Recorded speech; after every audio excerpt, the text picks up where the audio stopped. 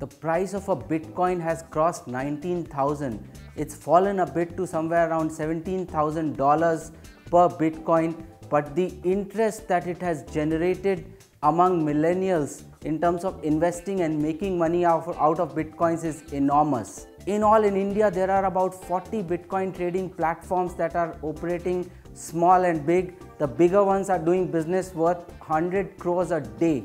We've been talking to and bringing to you some of the discussions that we are having with some of these Bitcoin trading platforms.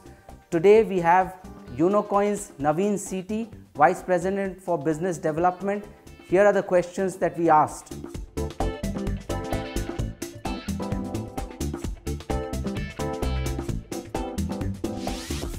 Why should investors trust Bitcoin exchanges?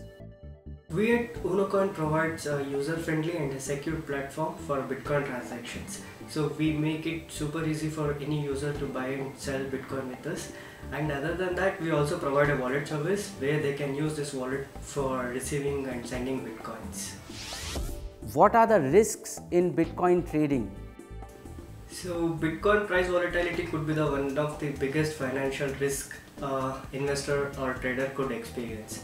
And other than that, there are a few technical risks like compromising the wallet credentials. So we at Unocoin keep on sending alerts to our users to be very conscious while sending and receiving Bitcoins and to safeguard their wallet credentials. How easy is it to start trading in Bitcoins, and what's the minimum trade required on a trading platform? We at Unocoin made it very super easy for our users to get an account with Unocoin. So we have both mobile application and a web version of it to get a wallet services of Unocoin.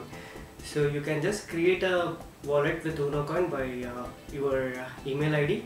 So after that, customer has to provide their KYC documents like Aadhaar, address proof and a photo.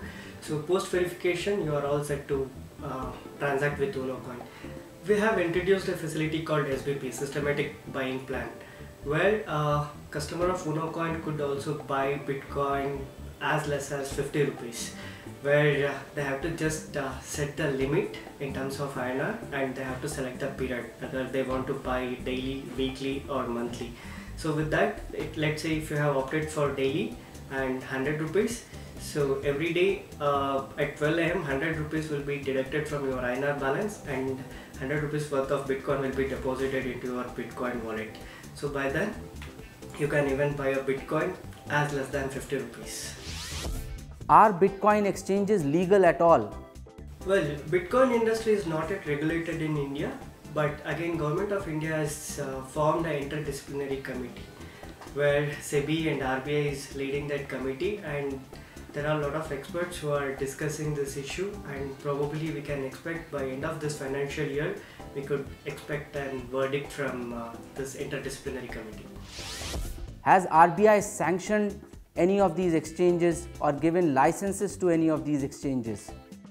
At Unocoin, we are a self-regulated company and we have adopted all the possible rules, regulations, laws which could be applicable for a business like us.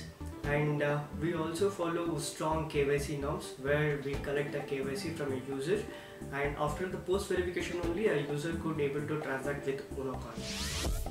What kind of self-regulation is being put in place by the exchange or the trading platform by itself to prevent frauds? Well, as I said, we at Unocoin are a self-regulated company and we collect all the KYC and AML documents which are required for the trading at Unocoin. So post verification only we enable a user to transact with Unocoin.